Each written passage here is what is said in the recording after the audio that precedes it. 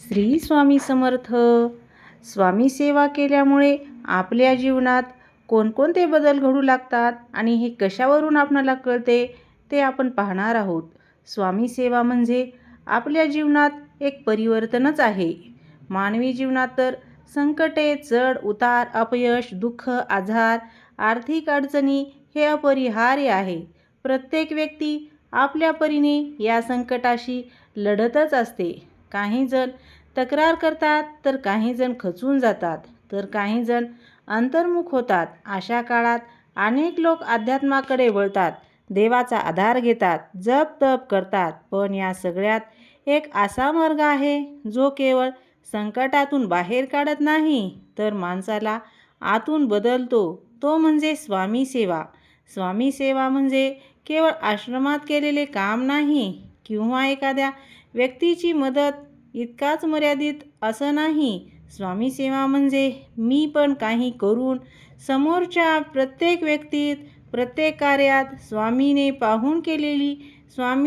पाहून केलेली निस्वार्थ सेवा. जेव्हा ही सेवा नियमितपणे, श्रद्धेने आणि अपेक्षा न ठेवता केली जाते, तेव्हा हळूहळू आपल्या जीवनात सूक्ष्म पण ठळक असे बदल घडायला सुरुवात होते. हे बदल अचानकपणे चमत्कारासारखे घडत नाहीत, तर ते शांतपणे आतून घडत असतात.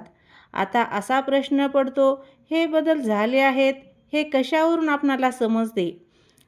आज आपण याच प्रश्नांचे उत्तर पाहणार आहोत. तरी व्हिडिओ शेवटपर्यंत नक्की ऐका. व्हिडिओ आवडला तर लाईक करा, नवीन असाल तर सबस्क्राईब करा. मनातील अस्थिरता कमी होऊ लागते. स्वामी सेवा सुरू केल्यानंतर सर्वात पहिला बदल जाणवतो तो म्हणजे मनाची अस्थिरता कमी होते. पूर्वी ज्या गोष्टीमुळे मन लगेच अस्वस्थ व्हायचे, कोणी काही बोलले, अपेक्षा पूर्ण झाल्या नाहीत, परिस्थिती आपल्या मनासारखी झाली नाही, त्या गोष्टी आता तितक्या तीव्रतेने बोचत नाहीत किंवा आपणाला त्या त्रास देत नाहीत. हे कशावरून कळते? तर राग आपणाला लगेच येत नाही, चिंता असूनही मन कोलमडत नाही, समस्या असताना सुद्धा आत एक शांत आधार जाणवतो. याचे कारण असे की सेवा करताना मन स्वतःभोवती फिरते. माझं काय या प्रश्नाऐवजी समोरच्याला काय हवं असा विचार सुरू होतो. हाच विचार मनाला स्थैर्य देऊन जातो. अहंकार हळूहळू विरघळायला लागतो. स्वामी सेवेचा सर्वात मोठा परिणाम होतो तो म्हणजे अहंकारावर. सेवेआधी आपण नकळत म्हणत असतो, मी केलं, माझ्यामुळे झालं, मला मान मिळालाच पाहिजे. पण स्वामी सेवा करताना शिकायला मिळतं, मी केवळ माध्यम आहे असं वाटायला सुरुवात होते. हे कशावरून कळते? तर कौतुक मिळालं नाही तरी काही वाईट वाटत नाही. आपलं नाव पुढे यावं यासाठी धडपडही उरत नाही. मी बरोबर आहे हे सिद्ध करण्याची गरजही वाटत नाही. अहंकार कमी झाल्यामुळे नाती आपोआपच सुधारायला सुरुवात होते. मतभेद कमी व्हायला सुरुवात होते आणि मनसुद्धा हलकं झाल्यासारखं वाटतं. अपेक्षा कमी व्हायला सुरुवात होते आणि समाधान वाढायला सुरुवात होते. सेवा करताना अपेक्षा ठेवल्या तर सेवा म्हणजे ओझं बनते किंवा वाटते. स्वामी सेवा मात्र अपेक्षा विरहित असावी लागते. त्यामुळे एक मोठा बदल घडतो. आपल्या अपेक्षा आपोआप कमी होतात. हे आपणाला कशावरून समजते? लोकांनी आपल्यासारखंच वागावं अशी अपेक्षा राहतच नाही. बदल्यात काही मिळालं नाही तरी नाराजीही उरत नाही. छोट्या गोष्टीमध्ये समाधान मिळायला सुरुवात होते. अपेक्षा कमी झाल्यामुळे दुःखाचं प्रमाणही कमी व्हायला सुरुवात होते. कारण दुःख बहुतेक वेळा परिस्थितीमुळे नसून अपेक्षा भंगामुळेच होतं. करुणा आणि संवेदनशीलता वाढायला सुरुवात होते. स्वामी सेवा म्हणजे दुसऱ्यांच्या दुःखाशी जोडले जाणे. म्हणजे हळूहळू आपल्या मनात करुणा निर्माण व्हायला सुरुवात होते. पूर्वी ज्या गोष्टीकडे आपण दुर्लक्ष करत होतो, गरीब, आजारी, वृद्ध, एकटे लोक, त्यांच्याकडे आता आपोआपच लक्ष जायला सुरुवात होते. हे कशावरून समजते?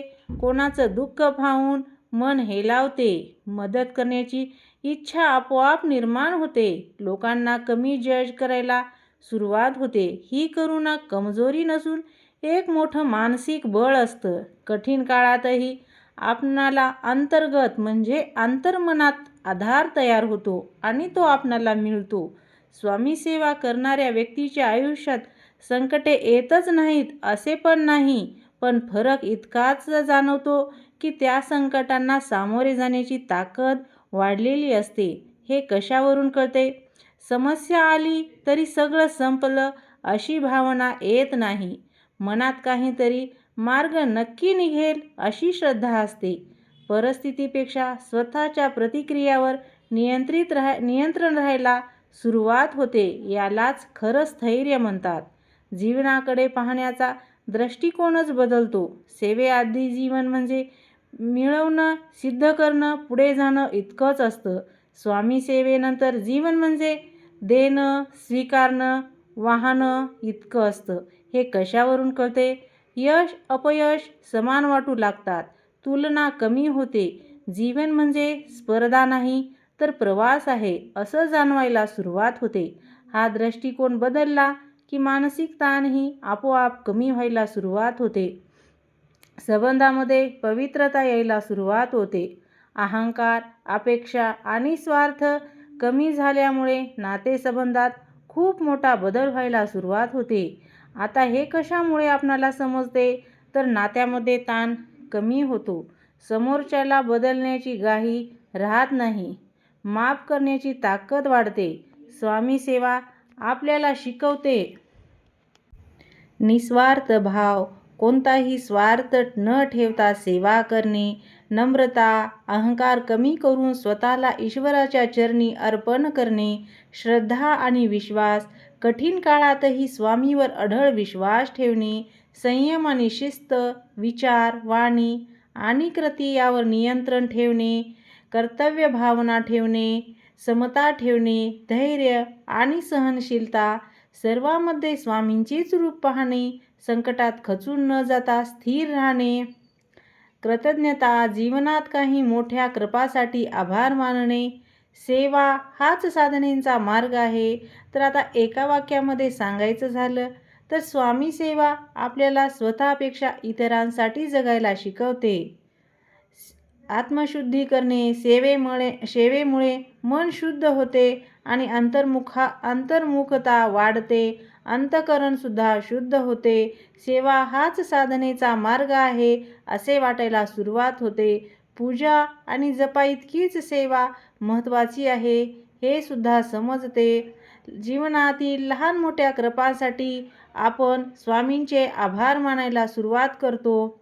जर तुम्हाला हा व्हिडिओ आवडला असेल तर लाईक करा, शेअर करा आणि सबस्क्राईब करायला विसरू नका. श्री स्वामी समर्थ. अनंत कोटी ब्रह्मांड नायक राजाधिराज योगीराज श्री स्वामी समर्थ महाराज की जय. तुम्ही जर स्वामी भक्त असाल तर या व्हिडिओला लाईक करून सबस्क्राईब करा. सर्वांना श्री स्वामी समर्थ. झालेली सेवा स्वामी चरणी अर्पण.